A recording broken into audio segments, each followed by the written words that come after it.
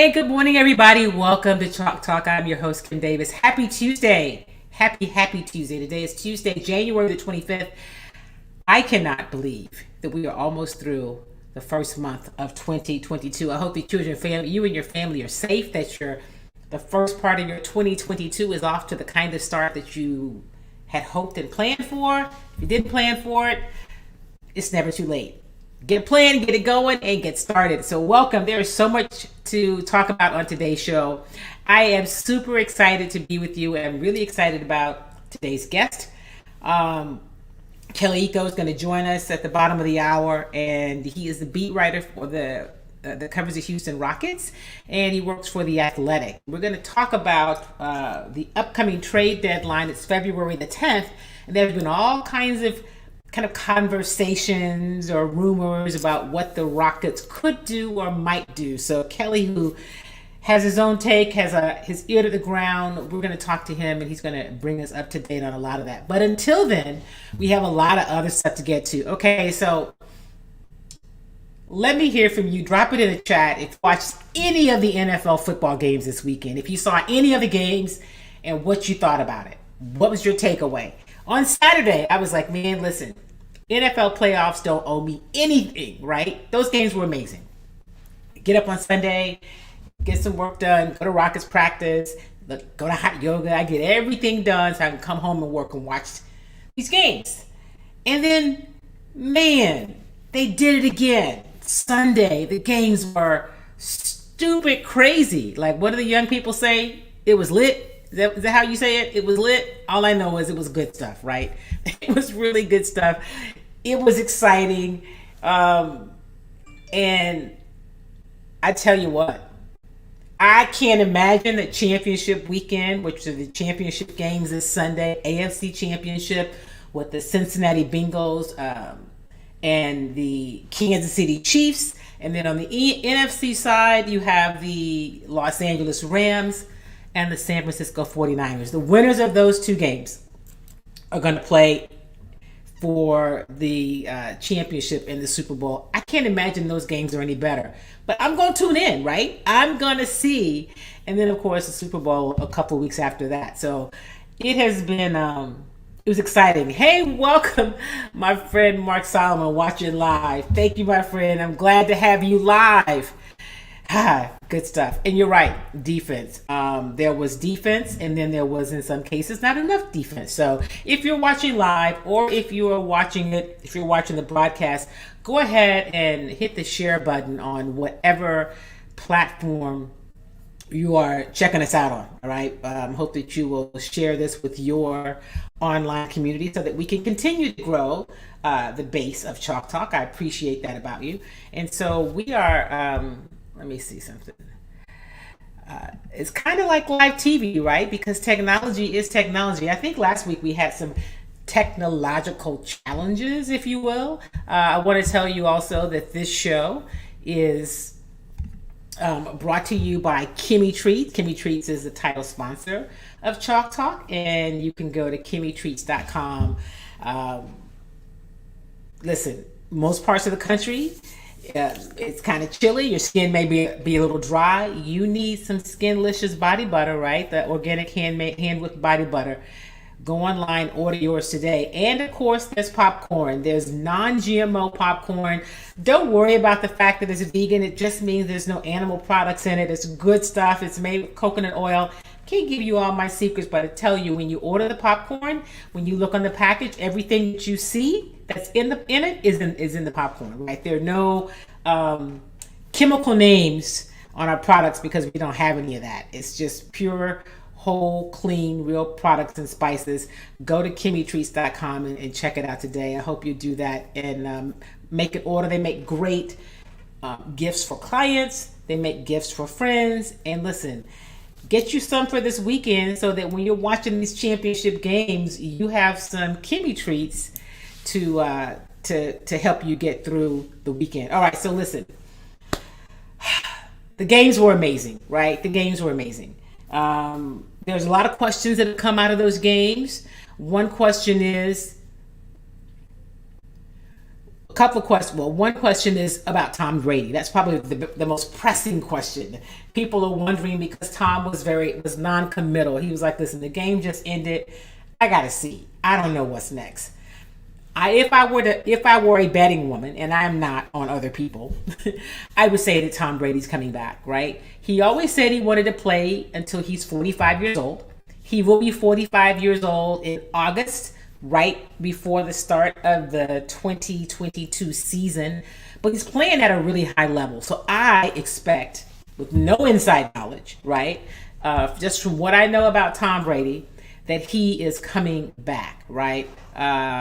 Yep, Mark Popcorn and the other people, they're not sponsors of the show, but whatever makes it work for you, okay?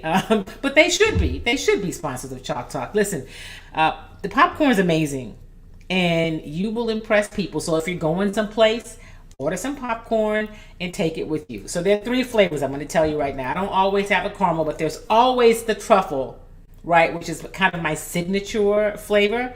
There's ghost pepper, which probably is my favorite. And then there's the vegan chili cheese.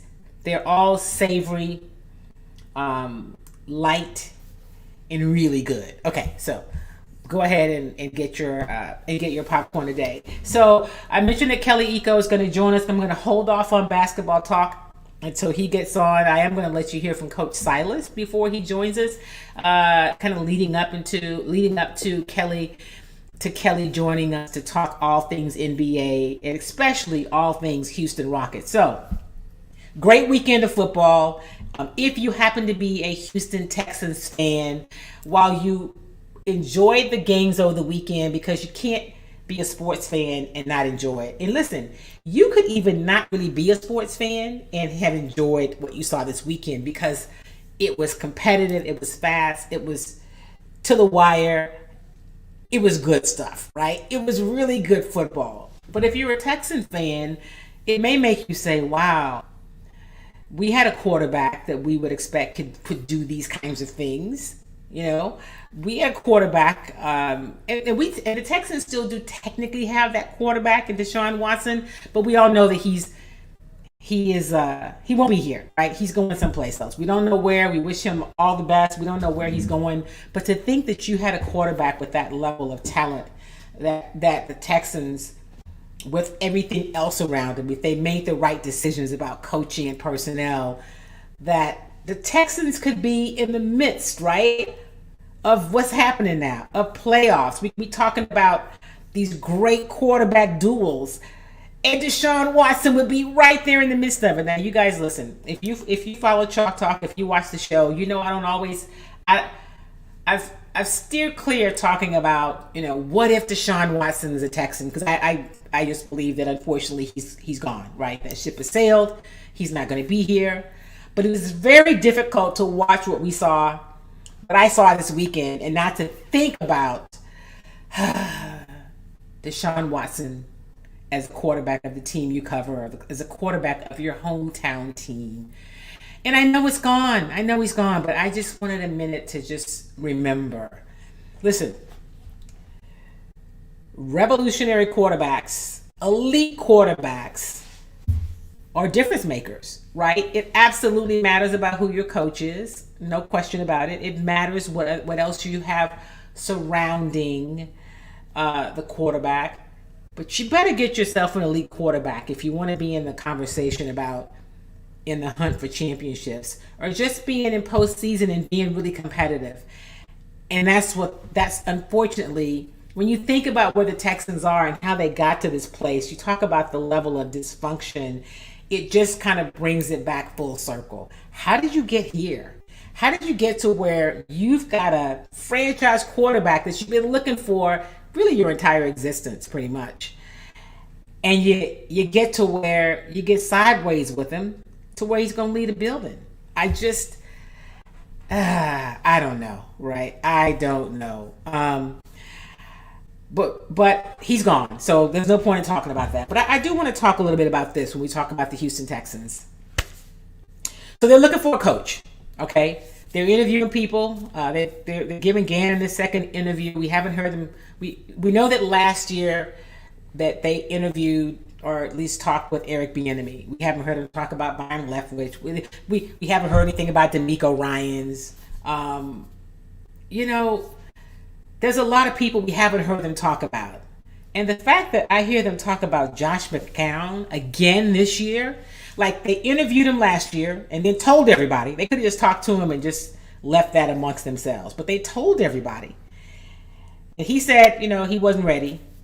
And as far as I can know from any of my research and what I've looked into Josh McCown, and I'm sure he is an amazing person. I heard that one day he will be a good coach, that he's really well respected, that he knows the game, but he's never coached. Let's be very clear about that. I think he may have done some volunteer coaching on a high school level, but so I don't know what he did from last year to this year to now all of a sudden be ready. So they interviewed him again.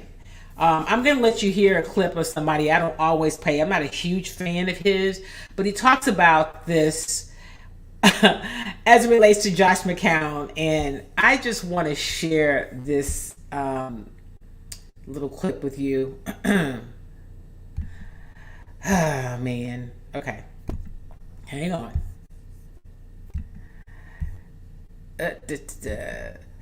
Apparently, the Texans are hoping that another team will help to legitimize Josh McCown. So if somebody else interviews him, if there's some other interest, then it makes it look like, you know, they're just not as dysfunctional as we think for talking to Josh McCown. Listen to this. Check this out.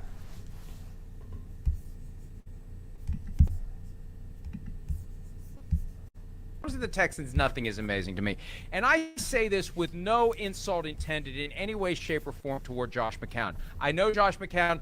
I like Josh McCown. Josh McCown is one of the early adopters of PFT. He came into the league a year or two after we got started. He's always been very friendly, always been very nice. However, the idea that the Houston Texans are considering him for the second straight year as their head coach, it doesn't sit well with me and a lot of other people, especially those people who are out there grinding away at the jobs of assistant coach in the NFL, learning how to become head coaches, and not getting opportunities to interview for the job. Josh McCown has played in the NFL for a long time.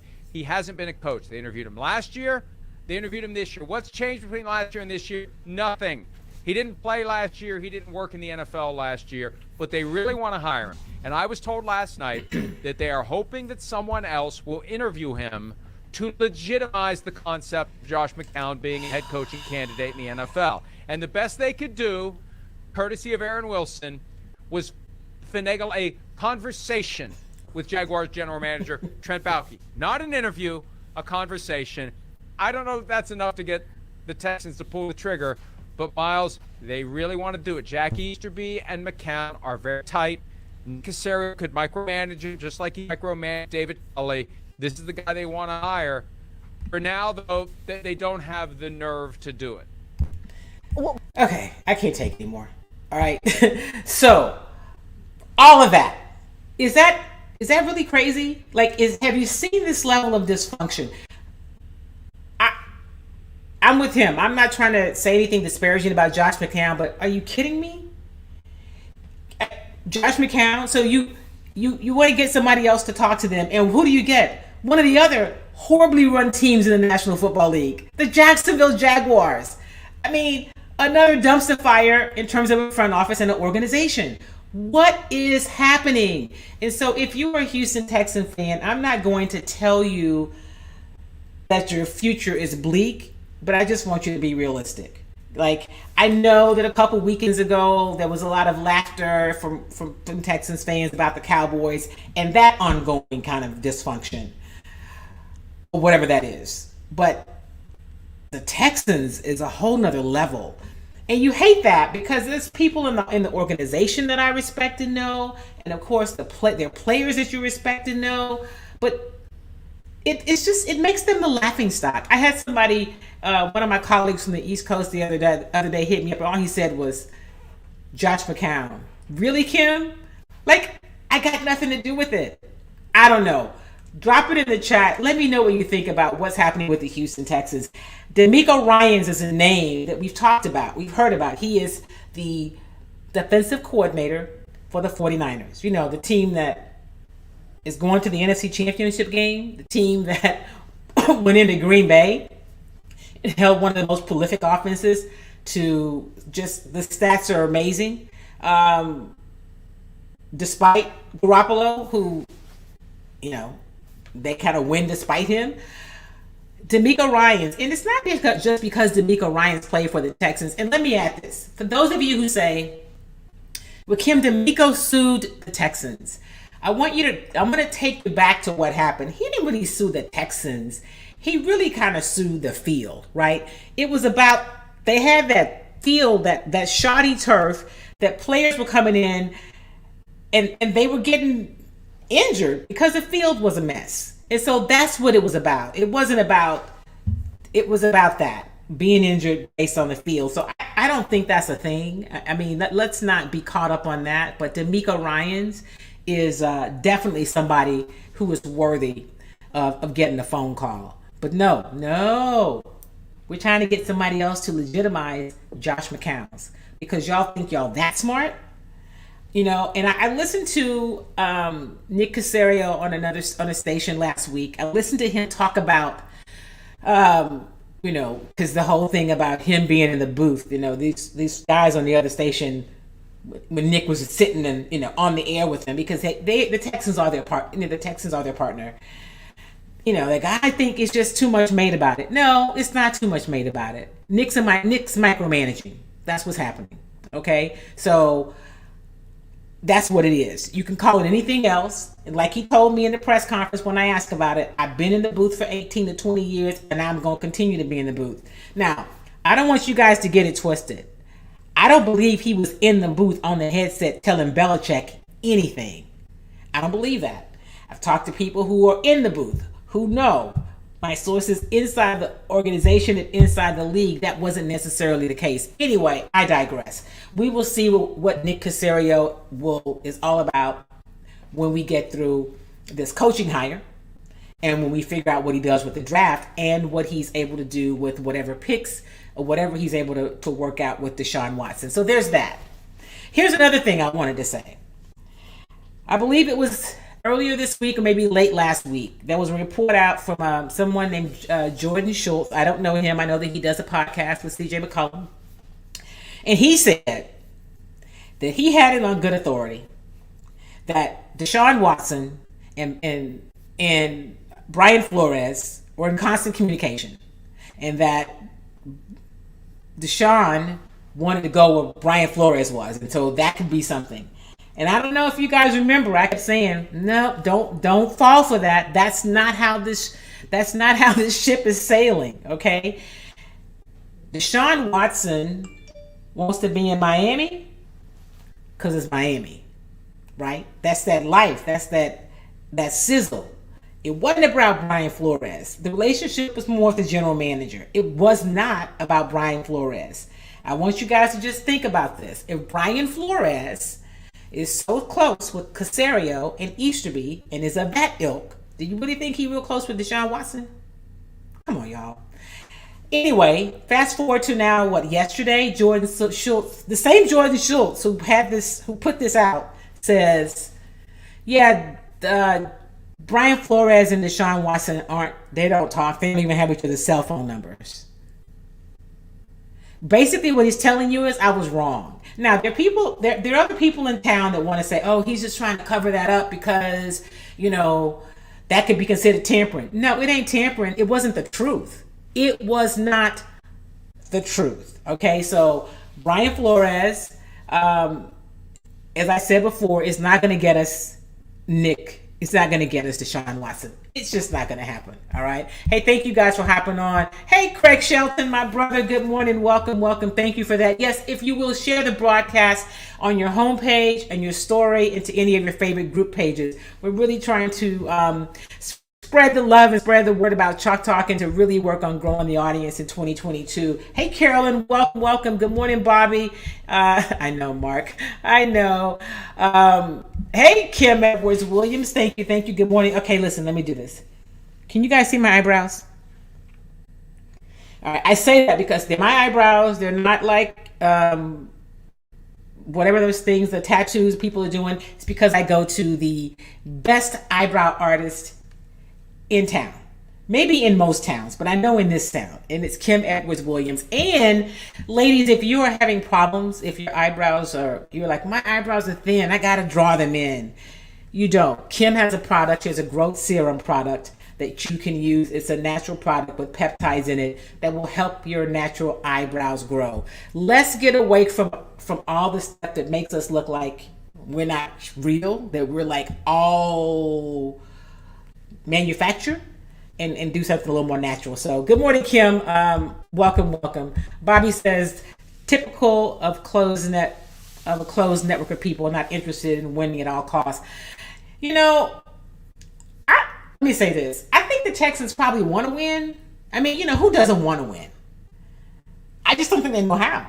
I think that what they have in place is not the winning way. All right. I just think it's not the winning way. And I heard somebody say this the other day.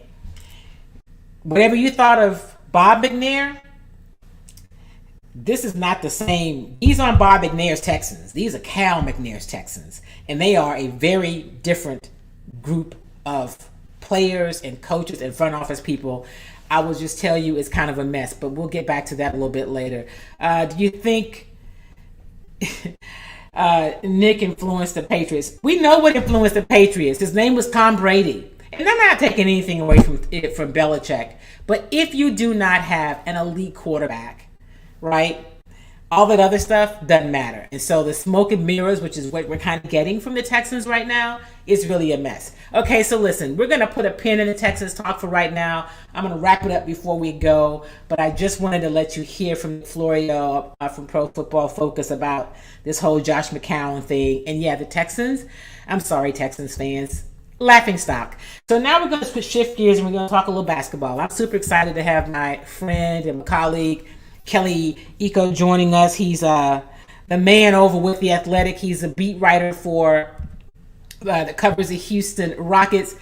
He's super cool. He fly. I mean, he kind of walks the red carpet. Sometimes you may see him because you'll think, who is that guy? That's not Jalen Green. Yeah, that's Kelly. What's up, Kelly? Welcome to Chalk Talk. Thank you, Kim. Thank you for having me back on the show. It's been a minute. Thank you for being back, man. It's been a minute. So listen, I'm so glad that you are here because there's been a lot of talk other places recently about what are the Rockets going to do headed to getting ready for this, getting close to this trade deadline. But the first thing, and we talked about it at practice yesterday, what's up with the talk about John Wall and possibly making a trade for Russell Westbrook? Help the audience understand why that would even make any sense. So I guess it's been like about 2.5 months since John Wall expressed his desire to return to the team. And back then, you know, they had the discussions about what that would look like coming off the bench. Obviously, John Wall wanted to start. But the main takeaway from that conversation was he wanted to be reintegrated to the team. That hasn't happened since, and they've been trying to find a new home for him. But because of his contract, 2 years and almost $90 million on the contract, it's been hard to find a deal out there. The only other financial deal that makes sense is the Los Angeles Lakers with Russell Westbrook. Now, obviously, the Rockets fans are pretty familiar with Russ and how that went in Houston, and I understand why fans would kind of be apprehensive to that deal. But if the Rockets could get some kind of draft asset, the 2027 first-round pick from the Lakers, they will be open to the deal. It's just about seeing how badly the Lakers want John Wall. Now, right now, it's unclear. Obviously, Russ had that period where he looked, awful. He's since turned it around a little bit.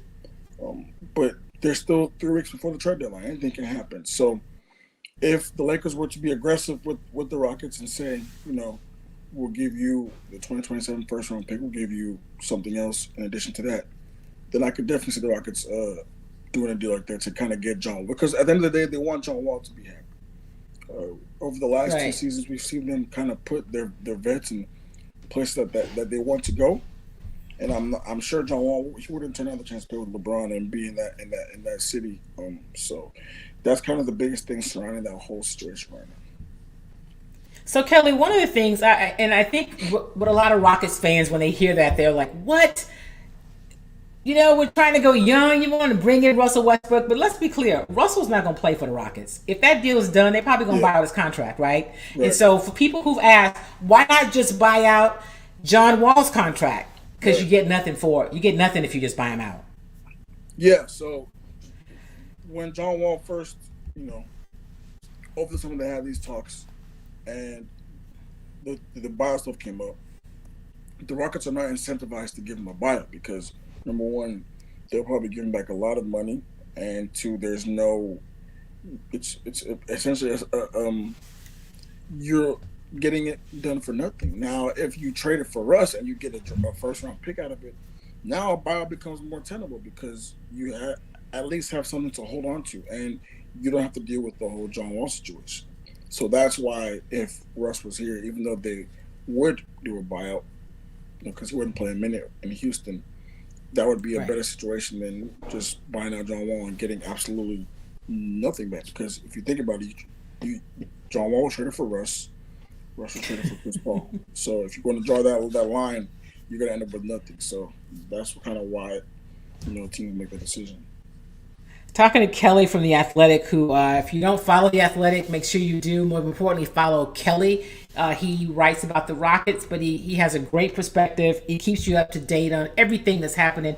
Let me ask you something, Kelly. What's the thought around the NFL? The NBA. I've heard different things about this whole John Wall situation. I can't imagine it's something that the league likes to see. With you're paying a player and just he gets to go be at home in Miami and work out and just we'll holler at you when we can come up with something, right? And it's similar to Ben Simmons. You're paying somebody a lot of money to essentially stay away from the team, and I could see the owners, at the next CBA bringing it to the table because why would someone want to pay you upwards of $35 million annually to just wear tracksuits every day? Like, you're throwing money away, and I can see their gripe. Whenever you sign a contract, you're expected to play. And John Wall's case is different because John Wall actually wants to play, and the Raptors don't want him to play.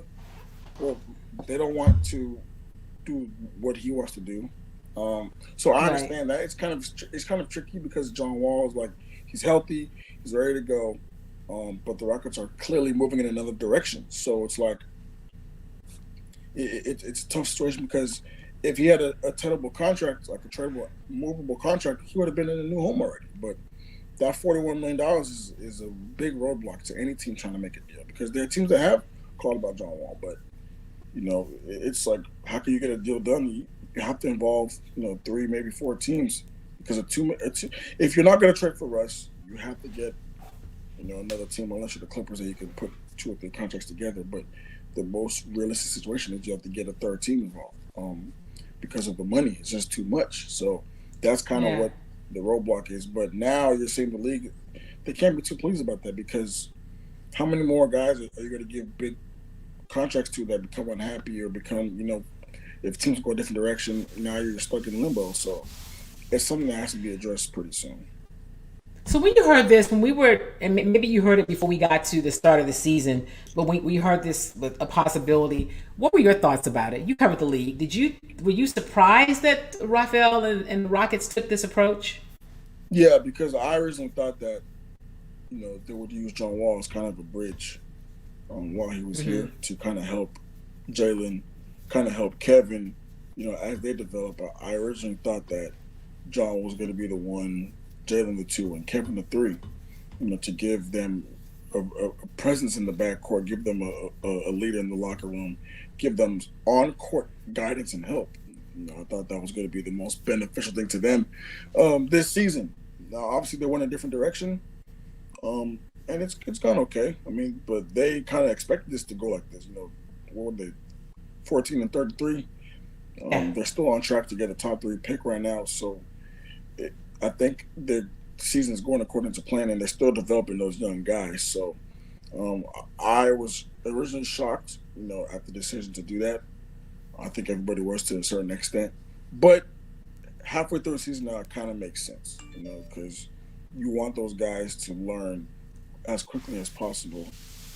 And sometimes while playing with the guy can help you, it can also hinder, some of those reps, some of those those games. You have to go through some of those things that you have to figure out yourself on the fly. So it's both sides of the coin.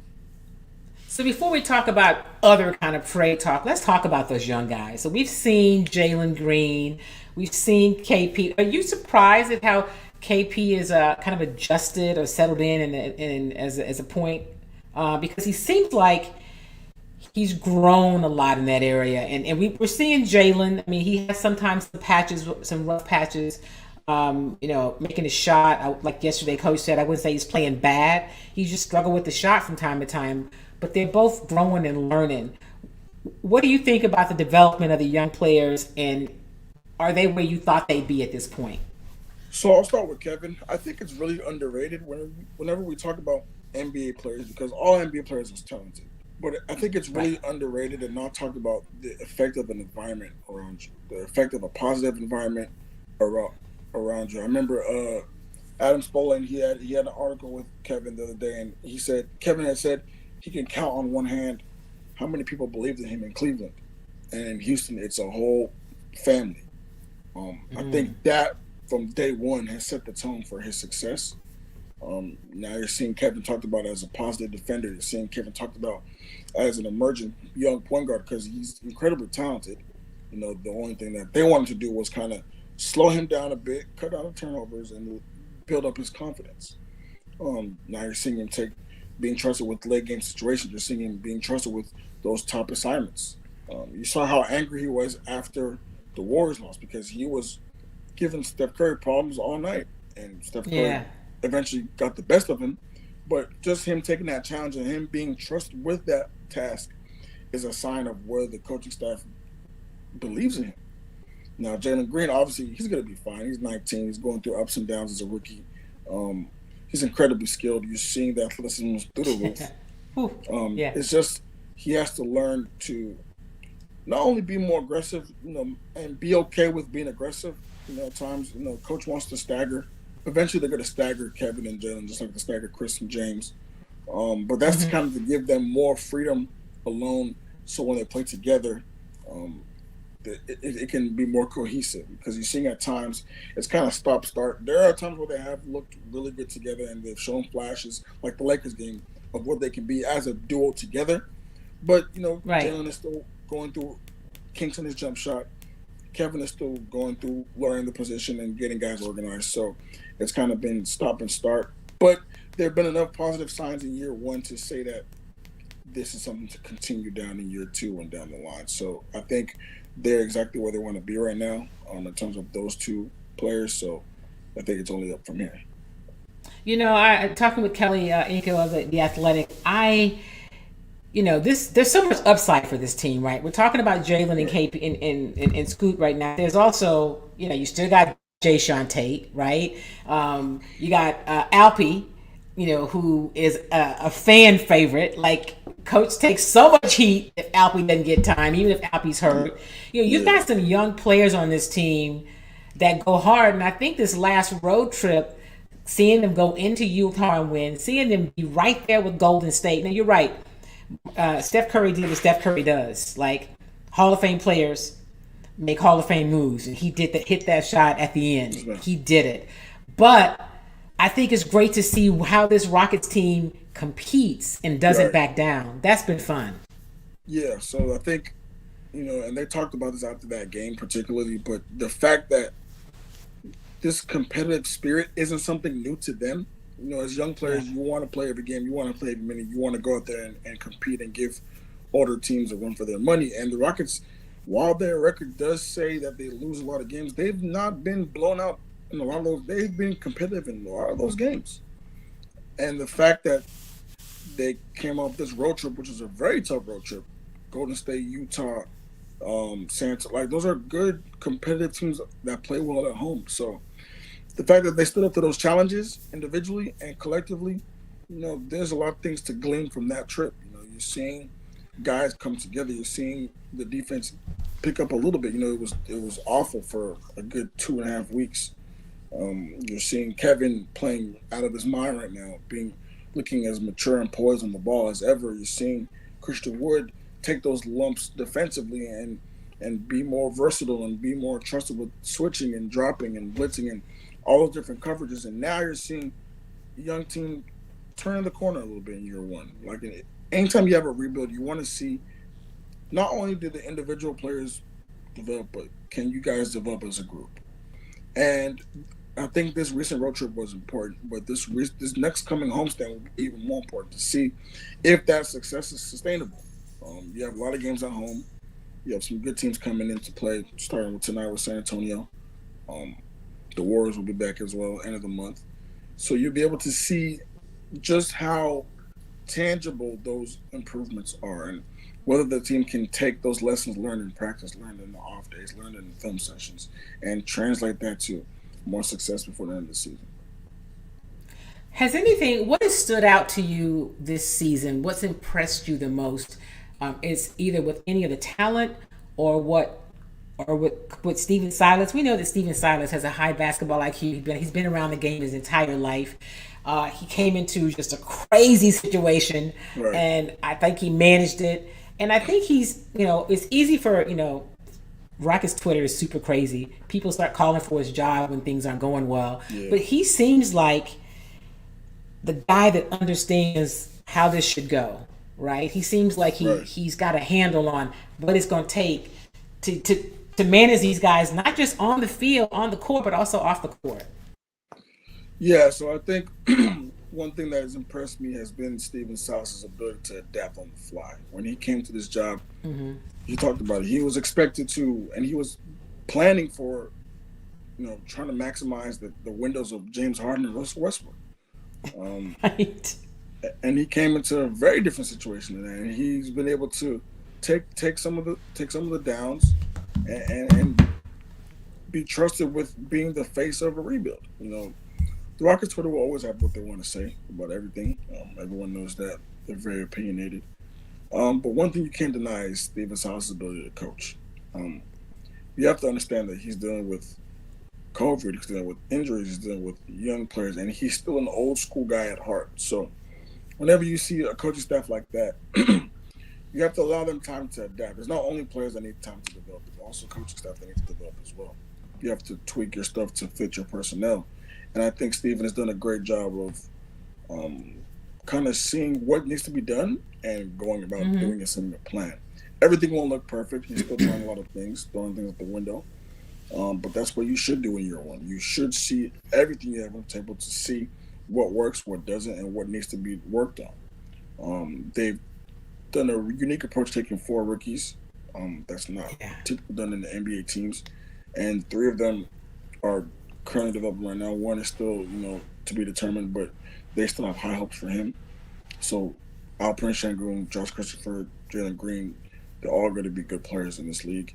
And even if they're not good players for the Rockets, they can still be players elsewhere. And that's kind of what you want to see from a team trying to rebuild. You want them to grow them into young men, to sustainable players.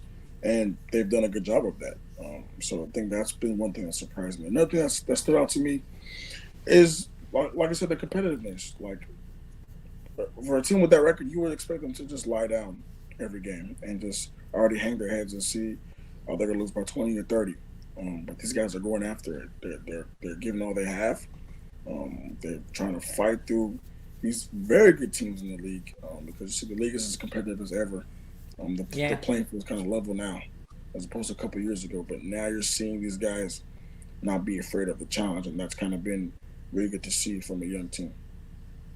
Talking with Kelly Iko of The Athletic, we're talking about the NBA, in particular the Houston Rockets. What do you think about the job that Rafael Stone is doing? I know that he, prior to being the GM, he worked under Daryl Morey.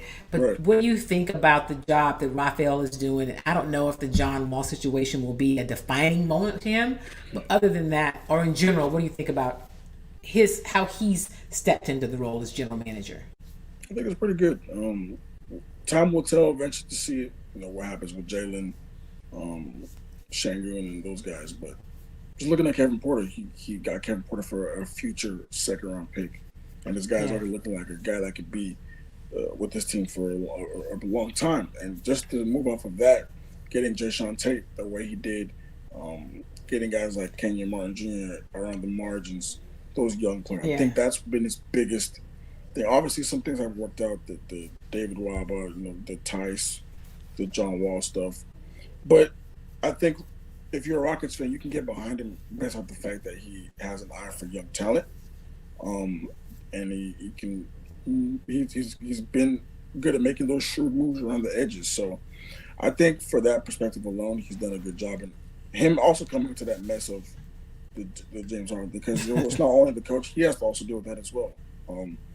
Because Daryl Morey just kind of up and left and gave him the mess to deal with. So having to deal with that on the fly while also trying to be competitive is a big challenge. I think he's done a pretty good job.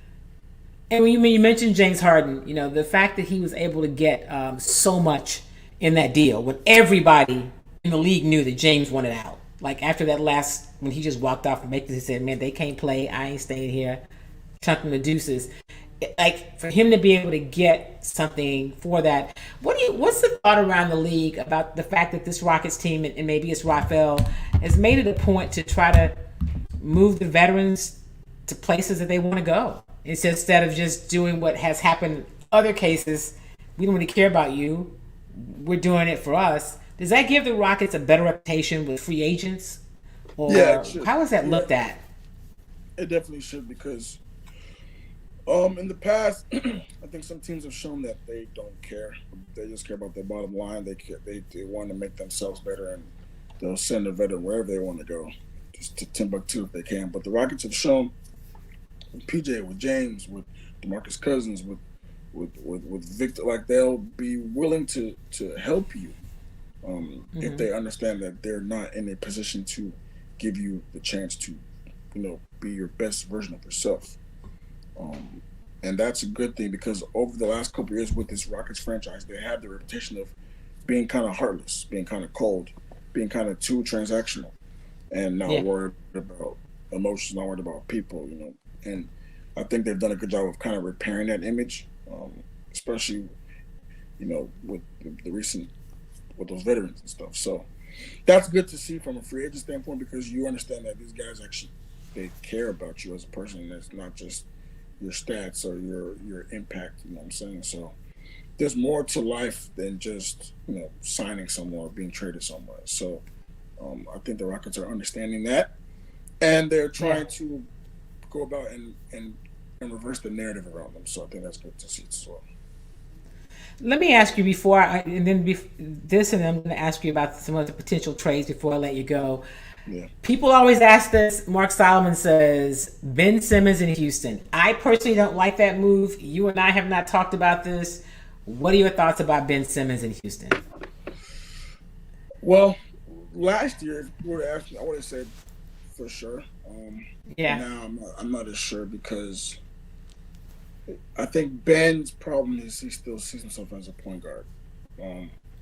If you were to convince him that he could be just as effective in like a Lamar Odom type role, as a playmaking forward, then I could see that. But from the sheer fact that you have to build an entire team around him, and the Rockets are already dealing with building a team around these young guys, I think that could be a bit of an issue. Now, if they're still looking for a superstar type talent, I think you can do better than Ben Simmons, honestly. But and it also depends on what the price is. Because for everything I've seen from Daryl Morey, they're not asking for nothing cheap. So it's going to cost them an arm and a leg for Ben Simmons. So for that reason alone, I don't think it's worth the headache. I think you're better served. And if you bring him in, how high is he pushing? Is he pushing you to championship tier? Is he pushing you to a first round exit? To the playoff? You have to understand what are the offsetting costs in that transaction. So I don't think it's worth it personally. I think you're better served getting a top 3 pick, maybe getting Ben Charo or Jabari Davis or Chet Holmgren, and see what can come from those guys. Then you can swing for the fences and go bring in another guy once you have 2 years under those guys' belts. So, Kelly, last thing, let's talk about the other names we didn't mention: Eric Gordon and Christian Wood. We mentioned Seawood earlier. He has really been playing well, especially the past few weeks in terms of coming into, they just use them in all kinds of places. Coach talked about that after practice yesterday. And Eric Gordon, of course, is a veteran. The key for him, I think, is the fact that he's been healthy, But do you expect that there'll be any movement with any of those players with this team when it comes to the trade deadline? Right now, I don't. Unless something really good comes in for either of them, I think the Rockets are fine keeping those guys around. Eric maybe can get done in the offseason if there's no suitable deal right now. The money looks better in the summer, honestly. But there are teams that have been calling. They've called about Eric. They've called about Christian, but and as they should. The Rockets are a rebuilding team with veterans, so you got to see about their older guys. And Eric could help any team right now win a championship. I'll put them close to winning a championship. But as it stands right now, I don't. Unless something comes in that's like you can't just turn it down, then I would see them hanging on to him at least for the time being. What do you see happening? Who do you see right now? And we're not quite at the midpoint. We're getting close. Who do you see as being the top two seeds in the West and the top two teams in the East?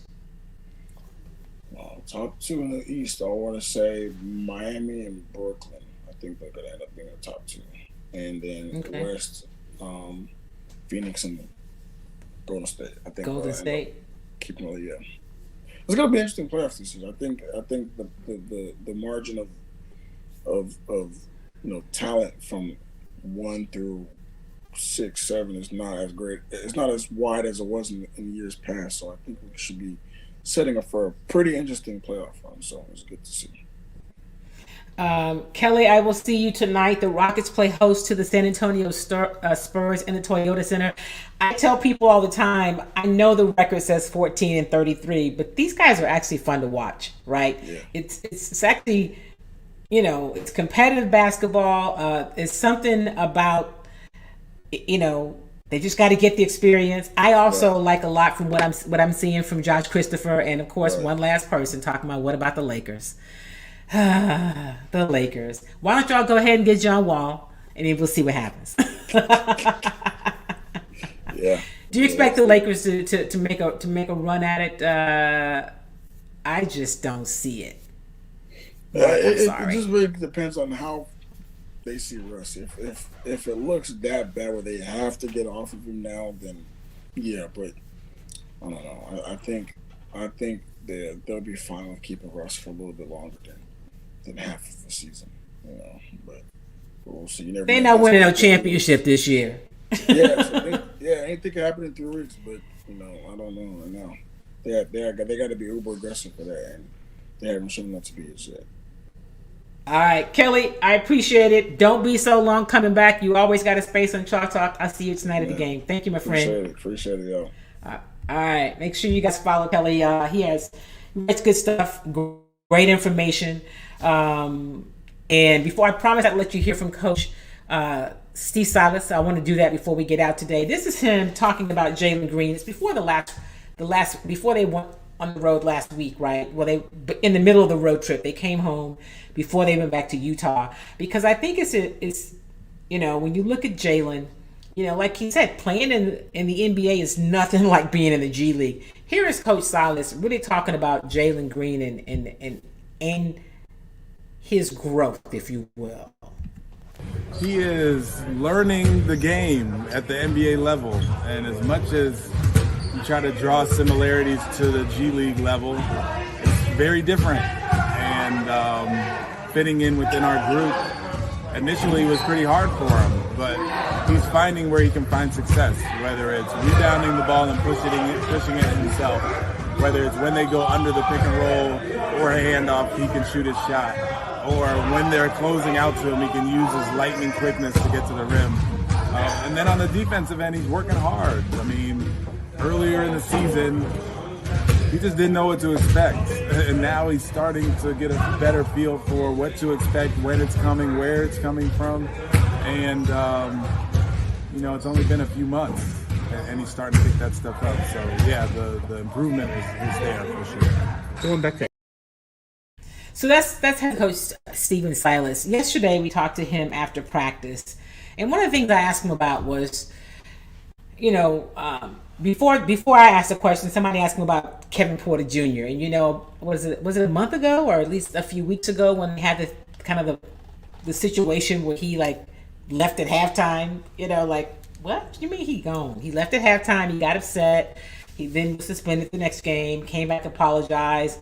And he talked about how Kevin Porter Jr., talked about how he knows that people there really care for him, right? He knows that. And so one of the things Coach said yesterday when he was asked about, so Kevin Porter Jr. takes these breaks from social media. And so he said right now he's taking a break because he knows that sometimes it's a distraction. So he's taking a break because he really wants to be focused on himself and the game and all of that. So when Coach was asked about if he thought that was a good thing, they call him Scoot taking a break from social media, he said, well, I didn't really know he took a break, but in terms of hearing what other people say or think. And what Coach says, what I want him to do is really not worry about all of that, like what his teammates think, what his NBA family thinks, what he thinks. Those are the things that's important. He says, so when I talk to Jalen, I don't talk to him about not worrying about what other people think. I talk to him about our relationship, his relationship with his teammates. That's what we talk about. And so that led me to ask Coach Silas. I said, about how different it is now, communicating with players, talking to players. And hang on a second. I want to see if I can. That's the wrong thing. I want to share this video with you. Oh, it's a file. Here we go.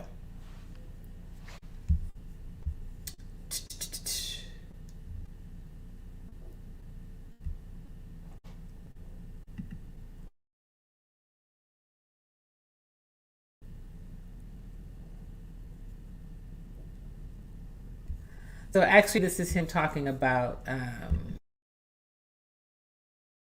me see if I can pull it up. This is Christian Wood, but I want to get the other question. I think I was having some technical challenges, that whole technology thing.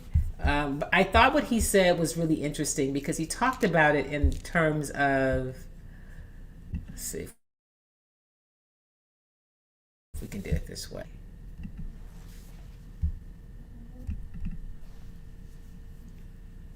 Is it coming? Okay, so let's get him doing the Christian Wood instead. Hang on, here we go.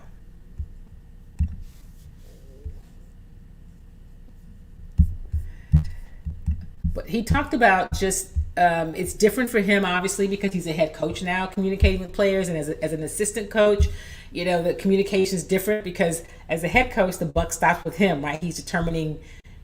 He controls playing time, he controls rotation and all of that. But he did talk about the difference now because the players are a lot younger and just that the conversations that you have to have and the growth you have to have, that they have to have.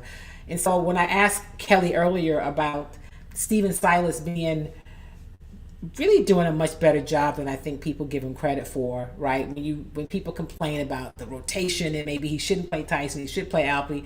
Now remember, you got a general manager that puts the team together. Then you've got a head coach that has to work with what he gets, and so you've got to figure out what you have, and you got to manage minutes, and you got to do all of these things. And I think he's done a good job of that. But here is Silas talking about Christian Wood and what we've seen from Christian Wood, especially recently. Here we go.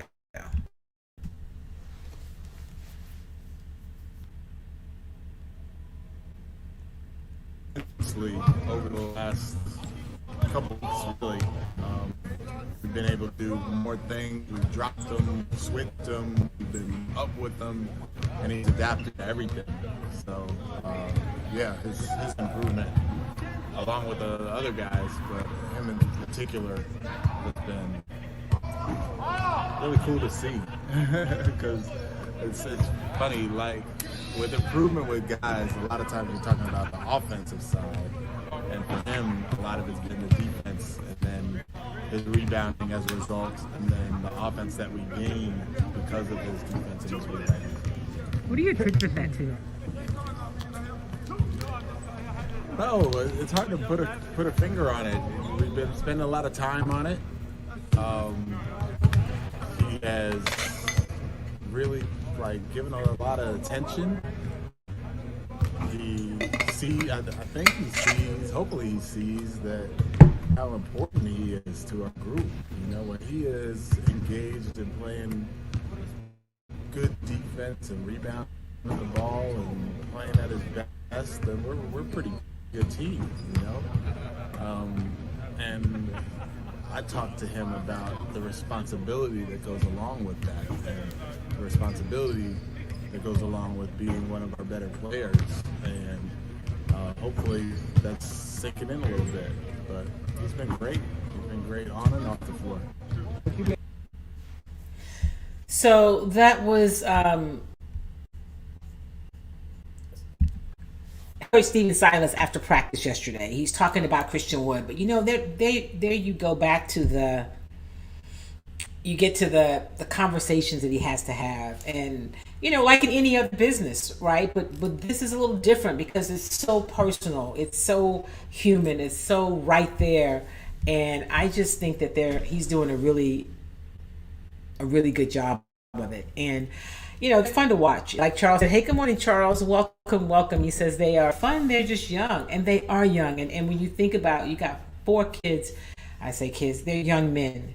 But Josh Christopher did turn 20, but they are young, and you can't really coach experience. Like early in the season, he talked about, remember he and I had a conversation after practice one day, and he was talking about having to get them ready for road trips, like the idea of how you manage that, right? So the travel, the managing your body, the getting your rest, there's a lot that goes into it. So it's not just you show up and you play, right? So they had to understand that. So they're learning not just about offensive sets and what defense are they in, and being able to pick up, the switch and who's up, and they've also got to learn how to be NBA players. Like, what's this life like?